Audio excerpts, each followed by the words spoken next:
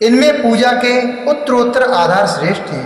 पूर्व के अभाव में उत्तरोत्तर आधार का अवलंबन करना चाहिए।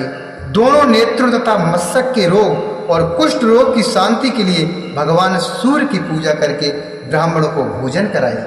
तदंतर एक दिन, एक मास, एक वर्ष अथवा 3 वर्ष तक लगातार ऐसा साधन करना चाहिए।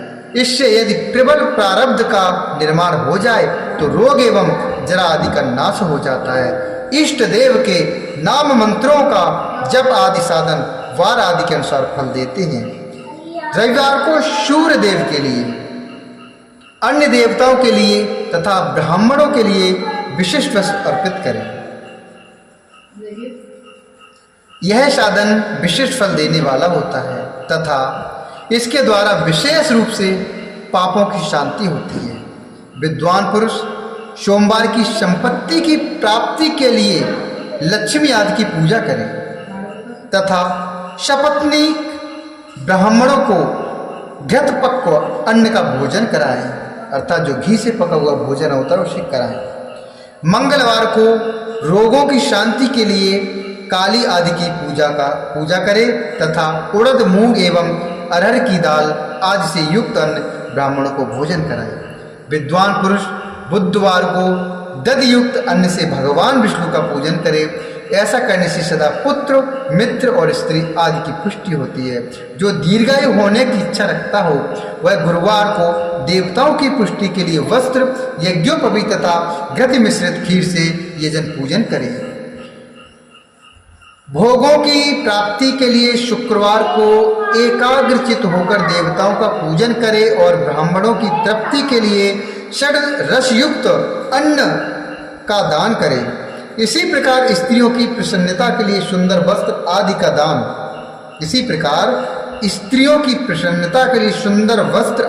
दान करे। शनैश्चर अपमृत्यु का निवारण करने वाला है। उस दिन बुद्धिमान पुरुष रुद्र आदि की पूजा करे।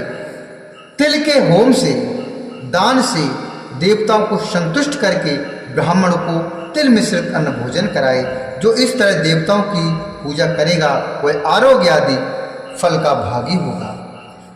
देवताओं के नित्य पूजन, विशेष पूजन, स्नान, दान, जप, होम तथा ब्राह्मण तर्पण आदि में एवं रवि आदि वारों में विशेष तिथि और नक्षत्रों का योग प्राप्त होने पर विभिन्न देवताओं के पूजन में सर्वज्ञ जगदीश्वर भगवान शिव ही उन देवताओं के रूप में पूजित होकर सब लोगों को आरोग्य आदि फल प्रदान करते हैं।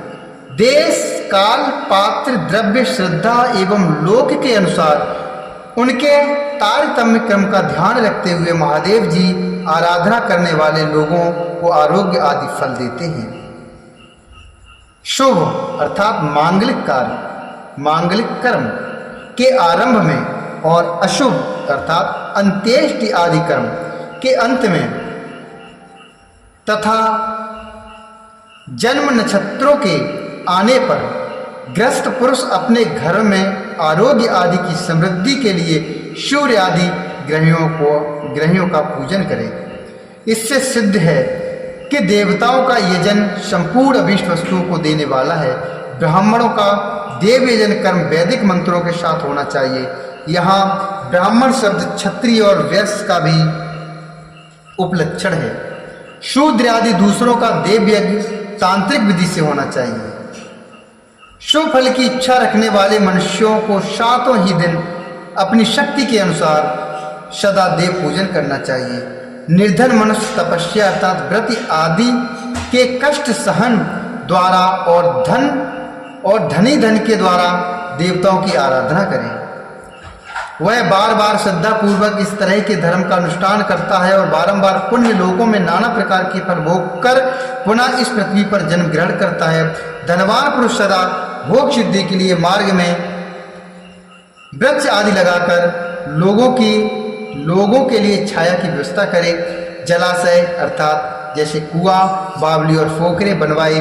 वेद शास्त्रों की प्रतिष्ठा के लिए पाठशाला का निर्माण करे तथा अन्यायी प्रकार से भी धर्म का संग्रह करता रहे।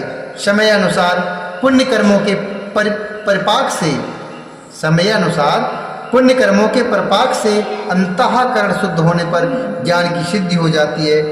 द्विजो, जो इस अध्याय को सुनता पढ़ता अथवा दूसरों को सुनाता है उसे देव यज्ञ का फल प्राप्त होता है। इत श्री शिव महापुराणे प्रथमायाम विद्येश्वर संहितायाम अग्नि यज्ञ दिवर्णनम नाम चतुर्दशोऽध्याय। इस प्रकार श्री महापुराण के अंतर्गत प्रथम विद्येश्वर संहिता में अग्नि यज्ञ आदि का वर्णन नामक 14वां अध्याय पूर्ण हुआ। बोले शंकर भगवान की जय, बोले गणेश भगवान की जय, पार्वती मैया की जय, कार्तिकेय भगवान की जय, श्री रामचंद्र भगवान की जय, श्री हरि नारायण भगवान की जय, हनुमंत लाल की जय, व्यासदेव भगवान की जय।